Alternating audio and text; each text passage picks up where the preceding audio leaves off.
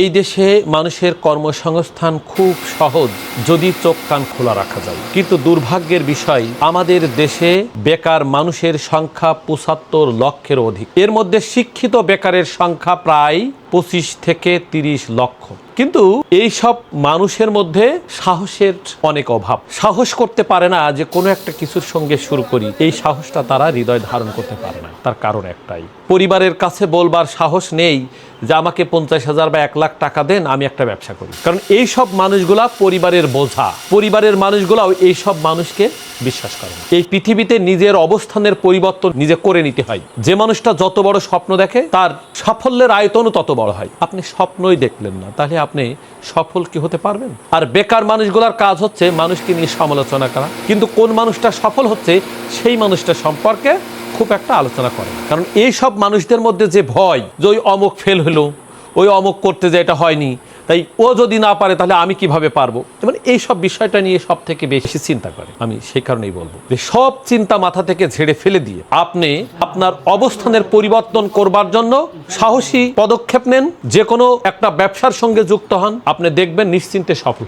এই যে আমার সামনে যে মেশিনগুলো দেখছেন, খুব সীমিত অর্থেই একজন উদ্যোক্তা হওয়া সহজ। হলুদ, মরিচ, ধনিয়া এসব কিছু প্যাকেট করেও কিন্তু আপনার এলাকায় বিক্রি করে মাসে ৪০-৫০ হাজার টাকা উপার্জন আপনি করতে, যদি আপনি সাহসিকতা দেখান। আমাদের কাছে যে মেশিনগুলো দেখতে পাচ্ছেন, প্রত্যেকটি মেশিনের আমরা ব্যবহারিক নিশ্চয়তা দিয়ে দিই। তাহলে আপনার ভয়টা কোথায়?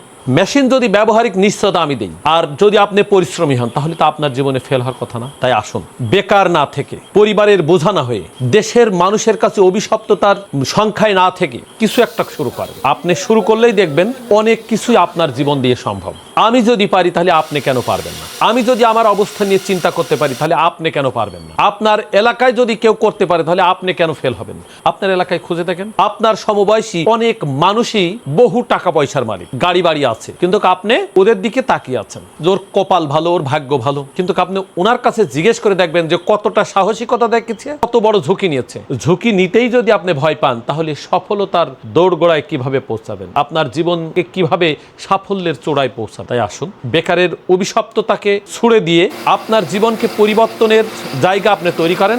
আমাদের সঙ্গে যোগাযোগ করলে, আমরা যেহেতু কৃষি যন্ত্রপাতি সরাসরি চায়না থেকে আমদানি করি, তাই আপনার বেকারত্ব দূরীকরণের যে রকম সহযোগিতা দরকার, আপনার যেমন অর্থ আছে ঠিক সেই রকম অর্থের মধ্যেই আপনার একটা ব্যবসার জায়গা আমরা দেখিয়ে দিতে পারব। আসুন, বেকার না থেকে পরিবারকে বাঁচাই, নিজে ভালো থাকি, দেশ জাতির উন্নয়নের স্বার্থে অগ্রণী ভূমিকা পালন করি। দেশে যদি আপনার নামটা পরিসংখ্যানে হিসাব রাখা হয় যে আপনি এই দেশের ৭৫ লক্ষ বেকারের একজন, আর যদি আপনার নামটা থাকে যে বাংলাদেশের সফল ব্যবসায়ীর তালিকায় আপনি একজন, আপনার অবস্থান পরিবর্তনের সম্পূর্ণ দায়িত্বটা কিন্তু আপনার। তাই আপনি শুরু করলেই আপনিও হয়তো একদিন এই দেশের সফল মানুষ হিসাবে আপনার তালিকায় নাম থাকবে। বাংলাদেশের ২০ কোটি মানুষের মধ্যে ৫৮% মানুষের অর্থ সম্পদ আর ৪২% অর্থ সম্পদ এই দেশের সমগ্র মানুষ ভোগ করে। এর মধ্যে আবার দরিদ্র সীমার নিচে মানুষের সংখ্যা ৪,৭৫,০০,০০০। এই যে মানুষগুলার এই অবস্থানের পরিবর্তন কেন হয় না? আর যারা সফল হয়েছেন তাদের সফলতার পিছনে